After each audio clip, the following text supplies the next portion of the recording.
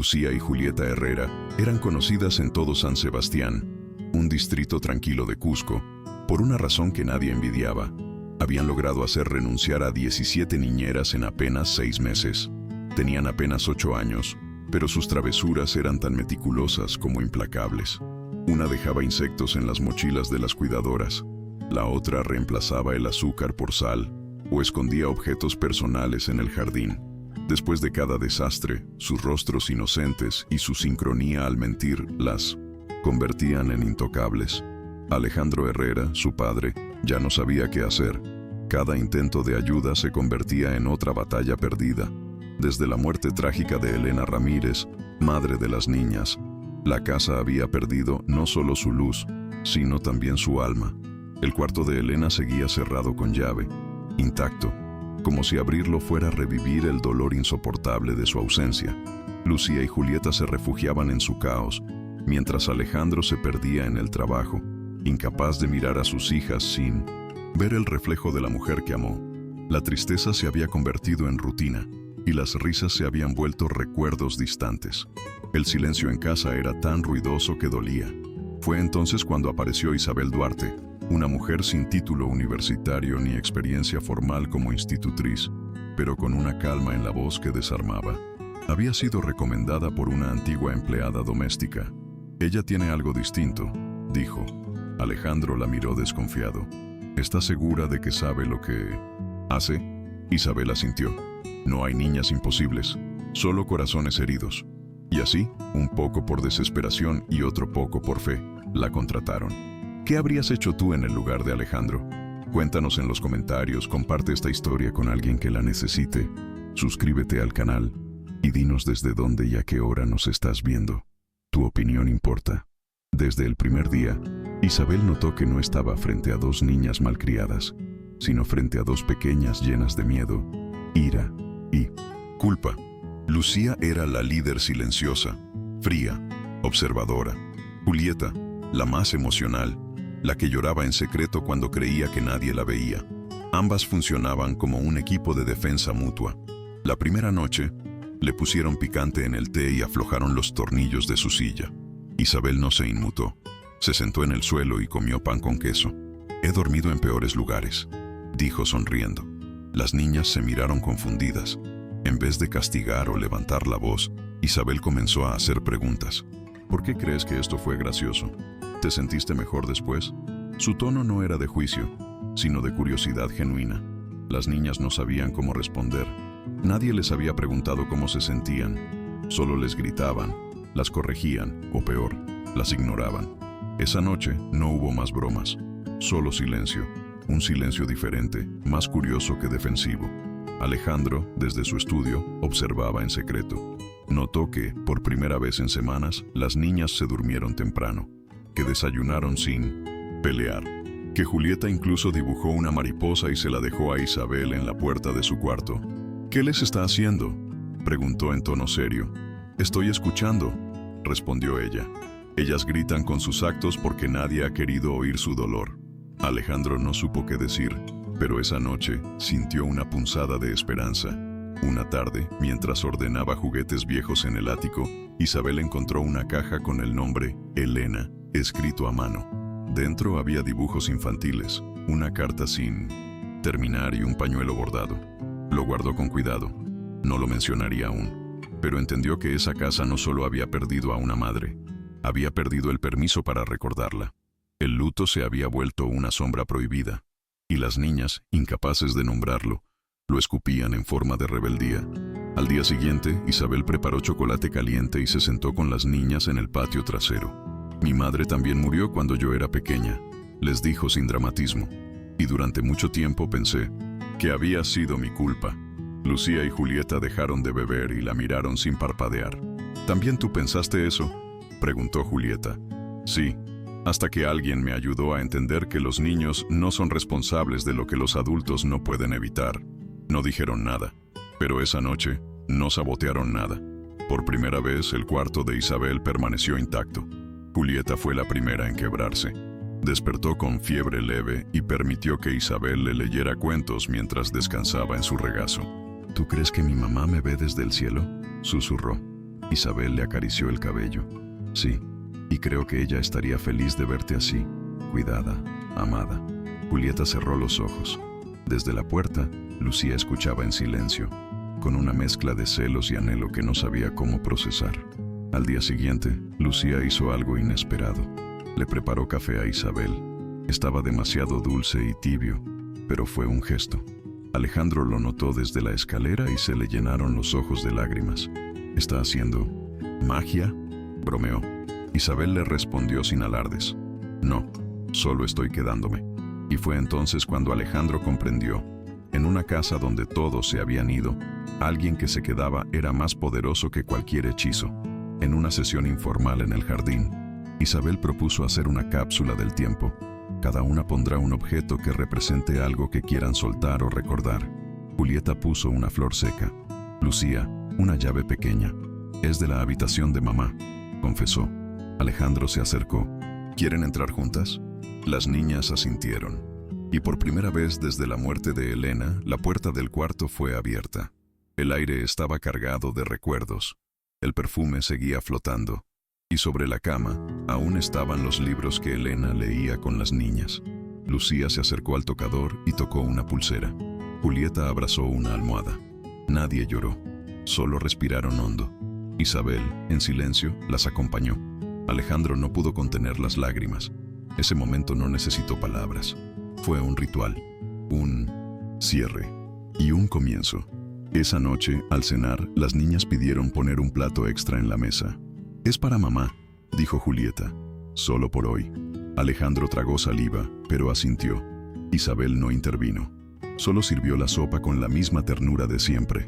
La atmósfera era distinta. No más tensión, solo una tristeza serena, compartida, que ya no necesitaba máscaras.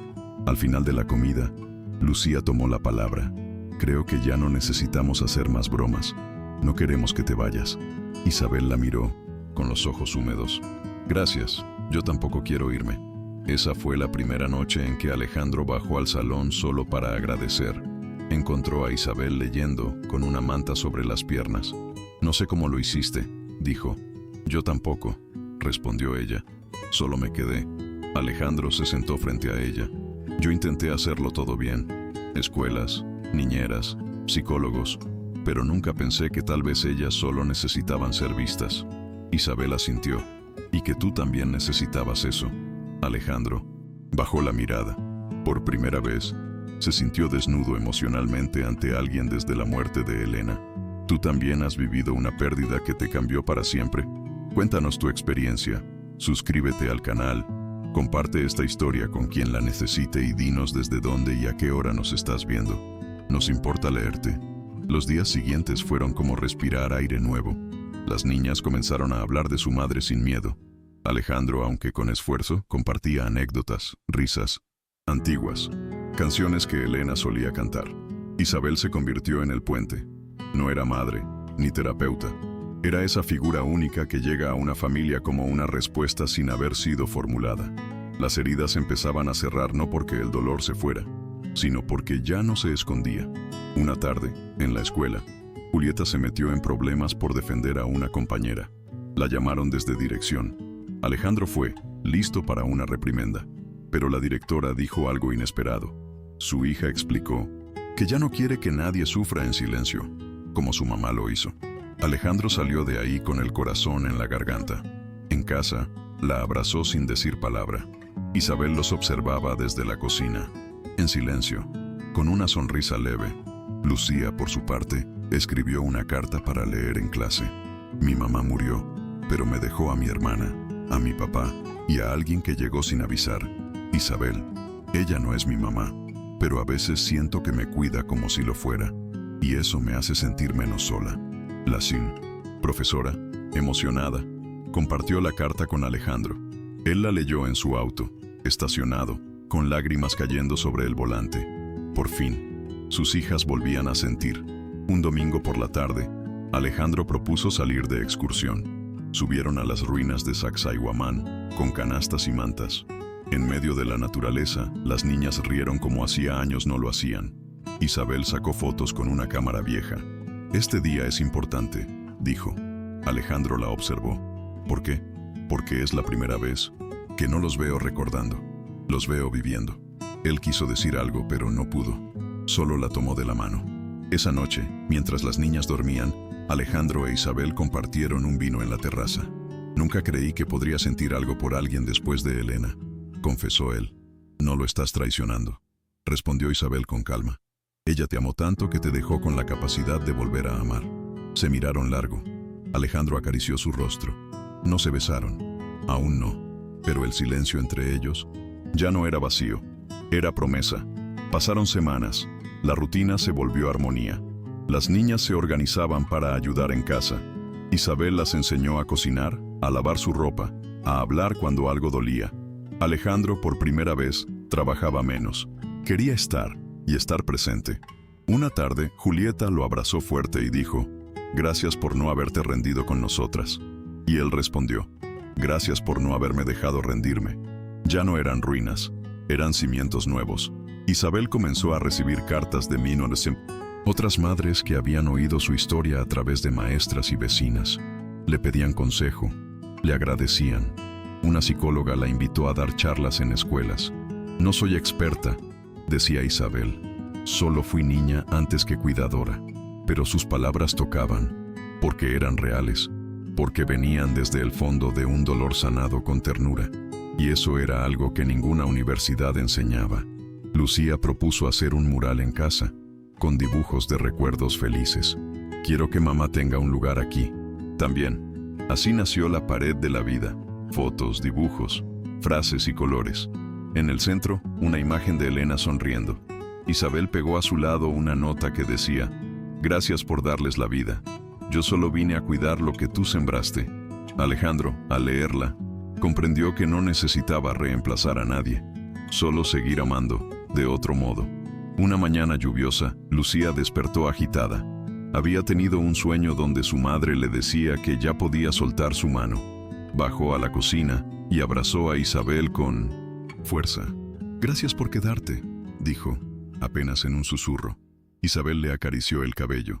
«Yo no vine para cambiar nada, solo para acompañarlas hasta que aprendieran a caminar solas». Julieta apareció detrás con una manta, y juntas compartieron un desayuno simple, pero lleno de algo que no se podía comprar: paz. Alejandro, que las miraba desde la escalera, se sintió abrumado por una emoción inesperada. No era tristeza, era gratitud. Se acercó a Isabel y con voz temblorosa dijo: «No sé cómo agradecerte lo que hiciste». Ella lo miró con ternura. «No tienes que agradecer. Ellas me salvaron tanto como yo a ellas». Esa fue la primera vez que se abrazaron sin miedo. Un abrazo que venía de dos soledades que por fin habían encontrado hogar. Días después, organizaron una pequeña reunión en casa. Invitaron a algunos vecinos, maestras y personas que habían formado parte de ese proceso de transformación. Las niñas prepararon bocadillos, Isabel decoró la sala con guirnaldas hechas a mano y Alejandro se encargó de la música. No era una fiesta ostentosa, era una celebración de la vida reconstruida. Cuando todos llegaron, Lucía tomó el micrófono de juguete y dijo: «Gracias por no habernos abandonado cuando éramos difíciles». Julieta completó: «Y gracias por enseñarnos que llorar no es ser débil, es limpiar lo que duele». Todos aplaudieron. Alejandro, con los ojos rojos, besó a sus hijas en la frente. Isabel permaneció al fondo, discreta, con una sonrisa humilde. No necesitaba reconocimiento. Sabía que las verdaderas transformaciones no hacen ruido, solo florecen. Y ella había visto florecer una familia entera, desde las raíces más quebradas. En la sobremesa, una vecina se acercó a Isabel. «¿Tú eres psicóloga?» «No», respondió. «Solo fui una niña que necesitó ser escuchada y creció sabiendo que podía hacer la diferencia». La mujer se quedó en silencio unos segundos. Luego le apretó la mano. «Gracias. Mi hermana necesita a alguien como tú». Isabel no prometió nada. Solo dijo: «A veces, basta con que alguien no se rinda». Esa frase, luego, sería escrita en la entrada del colegio local. Una noche estrellada, Alejandro e Isabel finalmente se besaron. No fue impulsivo, fue inevitable. Estaban sentados en el jardín, con las niñas dormidas y la casa en silencio. El beso fue tierno, sin apuro, como quien sabe que no necesita correr porque lo que importa ya está allí. Luego se quedaron abrazados, mirando las estrellas. ¿Crees que Elena estaría de acuerdo con esto?, preguntó él. Isabel no respondió, solo le tomó la mano más fuerte. Con el tiempo, Isabel comenzó a quedarse algunas noches, luego fines de semana, hasta que una mañana, Lucía apareció en la cocina con una hoja de papel. Hicimos un contrato, dijo. Queremos que vivas aquí, como parte oficial. Alejandro leyó el documento.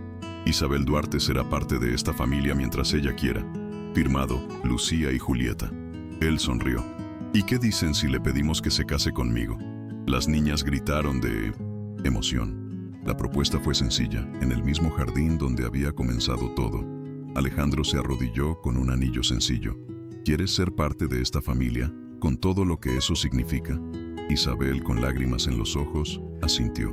Siempre lo he sido, pero sí, quiero. Lucía y Julieta corrieron a abrazarlos. Ese día, el jardín se llenó de flores, de risas y de una sensación inconfundible. Hogar. La boda fue íntima, con las personas realmente importantes. Las niñas leyeron votos propios. No elegimos perder a mamá, pero sí elegimos a Isabel. Y eso también es amor. Isabel las abrazó, y Alejandro lloró sin vergüenza. No era una ceremonia para comenzar una historia. Era para honrar todo lo que habían sobrevivido juntos. Porque a veces, el amor llega no como un rayo, sino como una vela que se enciende y nunca más se apaga. Elena estuvo presente, en cada palabra, en cada flor, en cada mirada al cielo.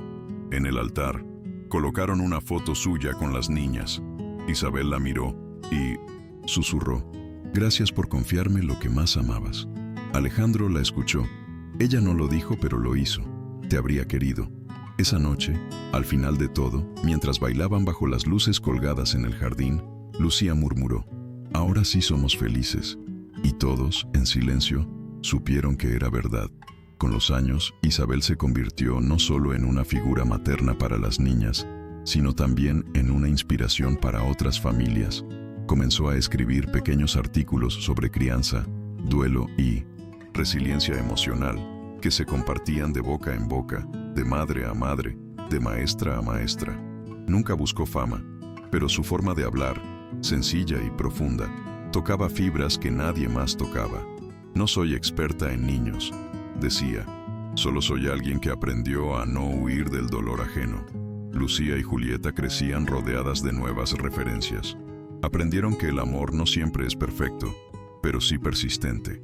Que las familias no siempre se forman por sangre, sino por elección. Que la tristeza no es enemiga, sino parte del proceso. Cada año, en el aniversario de la muerte de Elena, encendían una vela y contaban historias felices. Isabel nunca ocupó su lugar, pero sí le devolvió significado. Y eso, para ellas, fue suficiente. Alejandro, por su parte, volvió a sonreír con naturalidad. Abandonó los viajes excesivos de negocios y comenzó a dar charlas sobre paternidad en entornos vulnerables. «No soy el mejor padre del mundo», decía, «pero aprendí que no se trata de ser perfecto, sino de estar, incluso cuando no se tiene la respuesta». En cada charla mencionaba a Isabel. Ella me enseñó que a veces, quedarse en medio del caos es el mayor acto de amor que existe. La casa se volvió un lugar de encuentro. Niños del barrio llegaban a hacer tareas, vecinos se reunían para leer, madres solteras buscaban apoyo. Isabel había sembrado comunidad donde antes había aislamiento. Un día, Julieta pintó un mural en la entrada, una mujer con los brazos abiertos y muchos niños alrededor. Le puso un nombre abajo, La que se quedó. Nadie necesitó explicación. Todos sabían que se trataba de Isabel. Lucía, al cumplir 15 años, le pidió a Isabel que la acompañara al altar en su fiesta. «Eres mi guía y quiero que camines conmigo». Isabel se negó al principio, por respeto a Elena, pero Alejandro la miró y dijo: «Elena estaría orgullosa de ti. Yo lo estoy». Esa noche, Lucía brilló como nunca, y cuando bailó con Isabel, lo hizo con el corazón de una niña que ya no temía perder, porque había aprendido que el amor verdadero no se va, se transforma. Julieta, años después, escribió un cuento ilustrado basado en su historia. Lo tituló La Casa del Silencio. Era la historia de dos hermanas que vivían en una casa donde nadie hablaba del dolor, hasta que llegó una mujer que no le temía a los recuerdos. El libro fue un éxito local y usado en escuelas como herramienta de educación emocional. En la dedicatoria se leía: para Isabel, que nos enseñó que el amor puede llegar incluso cuando ya no creíamos merecerlo. En una tarde lluviosa, Alejandro e Isabel celebraron su 10º aniversario de bodas con un almuerzo sencillo en familia. No había lujos, solo miradas cómplices, risas espontáneas y una paz que solo se gana después de haber atravesado tormentas juntos. Lucía y Julieta brindaron por ellos. Gracias por mostrarnos que el amor no siempre llega cuando lo planeamos, pero sí cuando más lo necesitamos. Isabel recibió ese día una carta inesperada. Era de una mujer joven que había sido niñera de una casa difícil. Contaba cómo una historia que leyó sobre ella la ayudó a no rendirse. Pensé que solo era un trabajo más, pero entendí que tal vez yo también podía hacer una diferencia. Isabel lloró al terminar de leer, porque entendió que su historia ya no era solo suya. Se había multiplicado, como las semillas que caen en tierra fértil sin que nadie las vea. Una noche, mientras ordenaban fotos antiguas, encontraron una de las niñas con Elena en el jardín. Estaban riendo. Isabel la miró largo. A veces me pregunto si ella me habría aceptado. Alejandro la tomó de la mano. Te eligió sin conocerte, porque eras exactamente lo que necesitábamos. Lucía, al escuchar, agregó: mamá te habría querido, porque tú también eres familia. Isabel no respondió, solo los abrazó. Julieta propuso entonces una idea: hacer un libro con recuerdos familiares. Fotos, cartas, recetas, dibujos. Isabel dudó. ¿Y si algunos recuerdos duelen? Lucía respondió: entonces los abrazamos, porque ya no tenemos miedo. Así comenzó el proyecto Nuestra Historia, no como una forma de cerrar capítulos, sino de mantenerlos vivos, porque la memoria, cuando se comparte con amor, se vuelve luz en medio de cualquier oscuridad. Alejandro ayudó a encuadernar el libro familiar. Cada página tenía un detalle: la primera palabra de Julieta, la primera travesura de Lucía, el primer desayuno hecho por las dos para Isabel. También había una sección llamada Antes de Isabel, con dibujos más oscuros, palabras sueltas y fotos con miradas vacías. Isabel dudó en incluirlas, pero Alejandro insistió: eso también es parte de la verdad, y si hoy estamos aquí, es porque no negamos lo que fuimos. Una tarde, en una entrevista radial, Lucía fue invitada a hablar sobre resiliencia. Tenía 17 años y una madurez que impresionaba. Mi familia no es perfecta. Perdimos a mamá, nos perdimos entre nosotras, pero luego llegó alguien que no tenía todas las respuestas, pero sí el coraje de quedarse. Y eso cambió todo. El locutor preguntó si se refería a su padre. A él también, pero hablaba de Isabel. Alejandro, que escuchaba desde el auto, lloró en silencio. Julieta decidió estudiar psicología. Quiero ser como Isabel. Quiero quedarme en los lugares donde todos quieren huir. La frase quedó escrita en la pared del colegio donde estudió. Isabel la vio un día al pasar y se detuvo. Miró el mural y pensó en todas las veces que estuvo a punto de rendirse, pero no lo hizo. Y ahora, otras niñas sabían que podían quedarse, que podían amar incluso desde el dolor. Isabel comenzó a escribir un libro. No era autobiográfico, pero tenía el alma de su historia. Lo tituló Las que se quedan. Hablaba de mujeres que decidían cuidar, escuchar, sanar. No eran heroínas, eran humanas. El prólogo lo escribió Alejandro. No se necesita un título para cambiar una vida. A veces basta con quedarse un poco más. El libro fue distribuido en bibliotecas escolares. Lucía diseñó la portada. Julieta corrigió los textos. Era un proyecto familiar. En el cumpleaños número 50 de Isabel, organizaron una fiesta sorpresa. Llegaron antiguos vecinos, maestras, incluso algunas de las primeras personas que la conocieron en Cusco. Las niñas prepararon un discurso. Tú entraste en esta casa como cuidadora, pero nunca fuiste solo eso. Fuiste casa, puente, abrazo, espejo. Fuiste la que se quedó cuando todos se iban. Y por eso, esta siempre será tu familia. Isabel no pudo contener las lágrimas. En medio de los aplausos, Alejandro se acercó con una caja de madera. Esto es para ti, dijo. Al abrirla, Isabel encontró las llaves de la casa. Ya eran tuyas, pero queríamos hacerlo oficial. Ella la sostuvo con fuerza, emocionada. Gracias por abrirme la puerta, aun cuando no sabían lo que traía conmigo. Lucía respondió, tú abriste muchas más puertas que esa. Abriste el corazón de todos nosotros. En los años siguientes, la familia viajó, se expandió, vivió duelos nuevos y celebraciones inesperadas. Pero la base era la misma, amor elegido, amor que no se impuso, sino que se ofreció. Isabel y Alejandro envejecieron tomados de la mano. Las niñas crecieron, amaron, se equivocaron, pero siempre supieron regresar, porque habían aprendido que hogar no es un lugar, sino quien te espera cuando el mundo se desmorona. Un día, sentados en la terraza, Alejandro le dijo a Isabel, si tuviera que volver al día en que te contraté, lo haría 1000 veces. Ella sonrió. Yo también. Volvería a tocar esa puerta, aún sin saber qué me esperaba del otro lado. Se quedaron en silencio, viendo a sus nietos correr por el jardín. El ciclo se había cerrado, pero no como final, sino como raíz que florece una y otra vez. Isabel escribió una última carta antes de morir. No era para Alejandro, ni para las niñas. Era para Elena. Gracias por dejarme cuidar lo que más amaste. Espero haber estado a la altura. Nunca te reemplacé, pero te honré en cada gesto. Tu ausencia me enseñó a estar presente. Tu silencio me enseñó a escuchar. Gracias por ser mi inicio, sin siquiera conocerme. La carta fue guardada en el libro familiar, como el capítulo más silencioso, pero más profundo. El día del funeral, Lucía leyó en voz alta esa carta. Todos lloraron, no de dolor, sino de gratitud, porque Isabel no solo había salvado una familia, había enseñado a amar con ternura, a reconstruir con paciencia y a quedarse, incluso cuando dolía. En su tumba no pusieron fechas, solo una frase: aquí descansa la que se quedó. Y cada vez que alguien la leía, entendía que quedarse no es lo mismo que quedarse quieto, es decidir no abandonar. Años más tarde, Julieta llevó a su hija pequeña a visitar la tumba de Isabel. La niña preguntó, ¿quién era ella? Julieta respondió con una sonrisa tranquila, era la mujer que me enseñó que está bien tener miedo, siempre y cuando no huyas por eso. La niña dejó una flor silvestre sobre la lápida y preguntó, ¿podemos volver otro día? Siempre, dijo Julieta, porque ella sigue aquí, en todo lo que somos. Lucía, por su parte, dirigía un centro de apoyo emocional para niños en situación de duelo. Lo llamó Casa Duarte, en honor a quien la ayudó a encontrar su voz.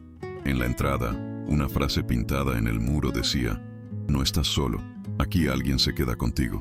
Cada niño que cruzaba esa puerta encontraba más que atención psicológica, encontraba compañía, y en cada sala había un retrato de Isabel, con su sonrisa serena, como un faro.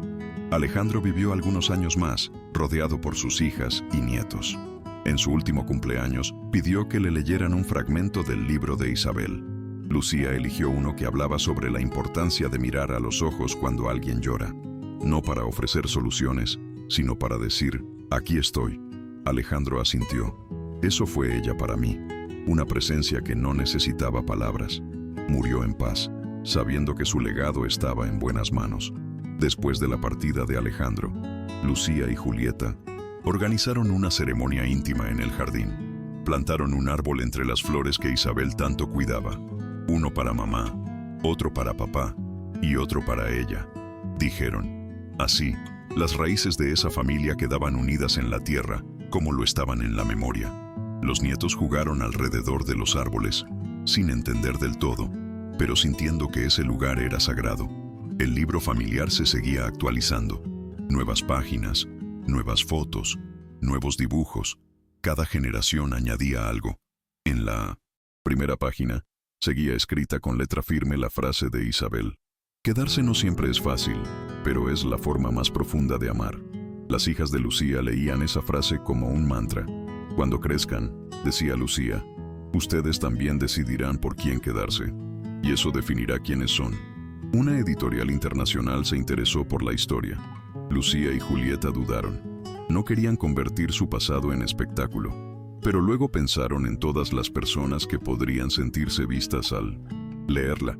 Aceptaron con una condición, que todos los beneficios fueran donados a centros de apoyo emocional.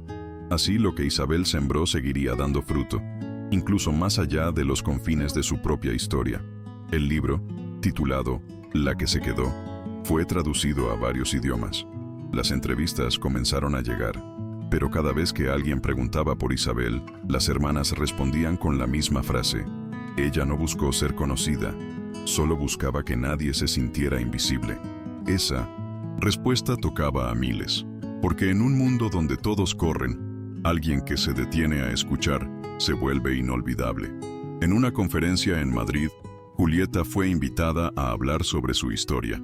Terminó su ponencia con una reflexión: no sé cuál será tu historia, pero si en algún momento te encuentras en medio de una casa rota, una familia en ruinas o un corazón cerrado, no huyas, quédate, porque a veces quedarte es el acto más valiente que puedes hacer. La ovación fue larga, y en la primera fila, una mujer lloraba en silencio. Lucía, mientras tanto, seguía trabajando en su centro. Cada vez que una madre llegaba desesperada, ella le ofrecía té y una historia. Yo también fui una niña perdida, y también tuve miedo, pero alguien me miró sin juicio y me dijo: no estás sola. Esa frase se convirtió en el emblema del centro, y en los ojos de cada niño que pasaba por allí, Isabel volvía a vivir un poco más. Julieta escribió otro cuento para niños. Esta vez lo tituló El jardín, que floreció en silencio. Lo presentó en escuelas, bibliotecas y ferias. El personaje principal era una mujer de cabello oscuro que regaba flores aunque nadie las viera crecer, porque sabía que todo lo que se cuida con amor, tarde o temprano, florece. Al final del cuento, una dedicatoria simple, para Isabel, la que se quedó, y quienes leían entendían que no era solo una historia, era una promesa cumplida. Con los años, la figura de Isabel se convirtió en una especie de mito silencioso en Cusco. Las maestras contaban su historia a los nuevos docentes, las familias usaban su ejemplo para hablar con sus hijos sobre empatía, y las adolescentes escribían cartas imaginarias a una Isabel que representaba un refugio emocional. Pero quienes realmente la conocieron sabían que no era un mito. Era una mujer común que eligió quedarse donde muchos habrían huido, y por eso era extraordinaria. Una mañana, Lucía recibió una carta sin remitente. Dentro había un dibujo de una niña abrazando a una mujer con el cabello recogido y la sonrisa cálida. Abajo, escrito con letra infantil: gracias por enseñarnos a quedarnos. No había firma, pero Lucía supo que, en algún lugar, otra Isabel había nacido. Porque las historias que se viven con el alma no mueren, solo se transforman en semillas que otros recogen sin saberlo. Julieta fue invitada a asesorar políticas públicas de educación emocional en escuelas rurales. En cada taller hablaba de su infancia, de la casa en silencio, del jardín con flores, del mural en la entrada y de esa mujer que, sin levantar la voz, reconstruyó su mundo. No vine a hablar como experta, decía. Vine a hablar como alguien que fue vista cuando más lo necesitaba. Y eso bastaba. Porque la emoción, cuando es auténtica, enseña más que cualquier teoría. Un día, durante una caminata en familia, los nietos de Alejandro encontraron una piedra pintada en el camino. Tenía dibujada una flor amarilla y la frase: aquí floreció el amor de quien decidió quedarse. Nadie supo quién la dejó, pero todos sonrieron al verla. Julieta la recogió y la colocó en el jardín de la casa. Ella sigue hablando, murmuró, y lo seguirá haciendo, mientras nosotros recordemos lo que nos enseñó. Lucía comenzó a grabar pequeños videos contando fragmentos de su historia. Los subía a redes sociales con el título Crónicas de la que se quedó. Cada video tenía miles de comentarios. Algunos decían: necesitaba escuchar esto hoy. Otros: yo también fui esa niña. Y muchos: gracias por no dejar que esta historia se pierda. Lucía leía cada mensaje con lágrimas y gratitud, porque comprendía que el eco de Isabel aún resonaba en muchos corazones. Una editorial infantil le propuso a Julieta adaptar los cuentos inspirados en Isabel a una serie animada. Aceptó con una condición: que cada capítulo terminara con un mensaje real de esperanza. El proyecto fue aprobado, y en el primer episodio, la narradora decía: esta historia está basada en alguien que no huyó, que no gritó, que no juzgó, solo se quedó. La serie fue un éxito en varios países, y en cada niño que la veía, algo se sembraba. En el aniversario número 30 de la llegada de Isabel a sus vidas, Lucía y Julieta organizaron un homenaje público. Se hizo en una plaza de Cusco. Plantaron un árbol y colocaron una placa que decía: a todas las que se quedan cuando nadie más lo hace, gracias. El evento fue sencillo, emotivo. Personas anónimas se acercaban a dejar flores, cartas, dibujos. Muchos no conocían la historia completa, pero todos sentían que era importante. Alejandro, aunque ya no estaba físicamente, fue recordado con una carta leída por una de sus nietas. Gracias por dejar entrar a Isabel. Gracias por abrirle la puerta, y con ella, abrirnos a la posibilidad de sanar. Los asistentes aplaudieron de pie, no por costumbre, sino porque sabían que estaban presenciando algo raro, una historia real que no dependía de finales perfectos, sino de decisiones valientes. Julieta propuso, entonces, algo simbólico. Cada uno de nosotros en algún momento será puesto a prueba. Nos encontraremos frente a una puerta. Podremos huir, ignorar o quedarnos. Si decides quedarte, aunque tiemble todo dentro de ti, estás cambiando el mundo. Esa frase fue grabada en un banco del parque. Y desde entonces, muchas personas se sentaban ahí solo para leerla, reflexionar y tal vez decidir quedarse un poco más. Lucía escribió un último texto, años después, titulado El segundo corazón. En él, decía: todos tenemos un corazón que late por nosotros, pero hay otro que late por aquellos que decidimos amar. Ese segundo corazón no está en el pecho, sino en las manos que se extienden, en los silencios que acompañan, en los abrazos que no piden permiso. Ese fue el corazón de Isabel, y ahora es también el mío. Lo publicó sin firma, porque ya no importaba el nombre, importaba el legado. Con el paso del tiempo, la historia de Isabel se convirtió en un símbolo silencioso de resistencia amorosa. En escuelas, hogares y hospitales, su nombre era susurrado como una referencia de ternura y valentía. Pero lo más poderoso no era su fama discreta, sino la forma en que su legado se transmitía, de corazón a corazón, sin necesidad de estruendo. Porque el amor que permanece no necesita proclamarse, solo necesita ser vivido. Lucía y Julieta envejecieron juntas, como hermanas y como amigas inseparables. En cada cumpleaños, recordaban a su madre, a su padre, y sobre todo, a esa mujer que cambió el rumbo de sus vidas. Teníamos una casa vacía, decía Julieta, y ella la llenó de alma. Nunca dejaron de hablar de Isabel, incluso cuando los recuerdos empezaban a mezclarse con los sueños, porque algunas presencias, aunque se vayan, nunca desaparecen.